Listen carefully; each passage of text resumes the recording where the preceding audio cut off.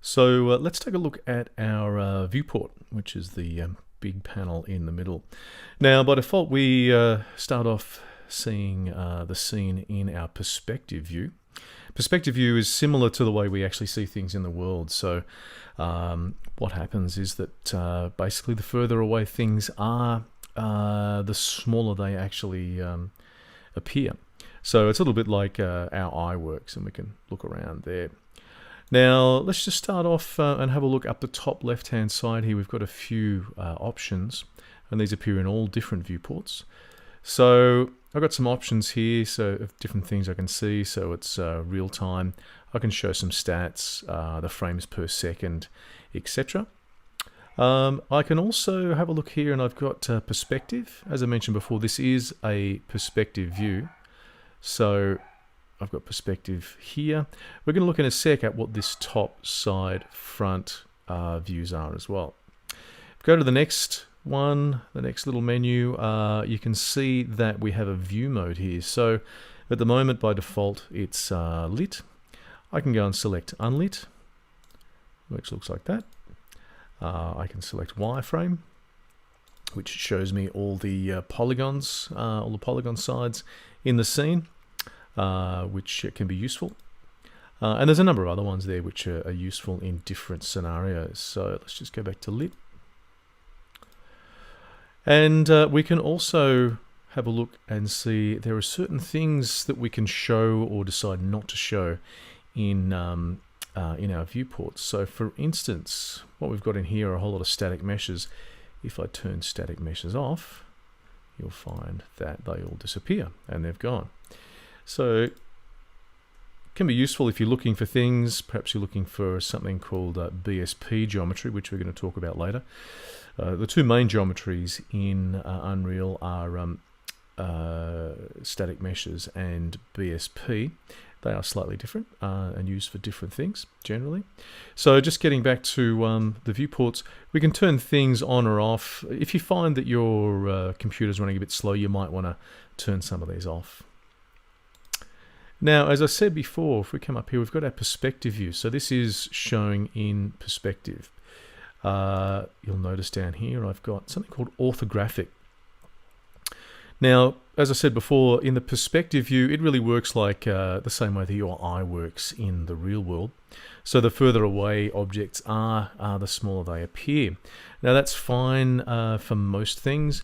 But sometimes you don't want that to happen. So particularly when you're trying to line things up. So we have what's called an orthographic view. And in orthographic views, they're probably a little bit like blueprints, which means the further away things get, they don't actually appear smaller. So in fact, probably the best thing I can do is to come over here. And if I click on this little button, you'll see what happens. I actually get my perspective view down in the left-hand corner here, and I get three other orthographic views as well. So I've got my side view, front view, and top view. Now each of these is exactly the same with the same options as our perspective view, except that they're just showing the different views here. Now, basically you're going to use these potentially if you want to get a little bit more precision in where you're placing your objects. Sometimes you might want to use the orthographic views like this. So let's just, if I click on this again, it will give me my perspective view back. And what I want to show you is actually how to navigate around the perspective view. There's a few different ways to do it. Now by default, if I hold down my left-hand mouse button and drag my mouse, I can turn from side to side by dragging my mouse from side to side, and if I move the mouse forward and backwards, I can move forwards and backwards. That's all fabulous, wonderful.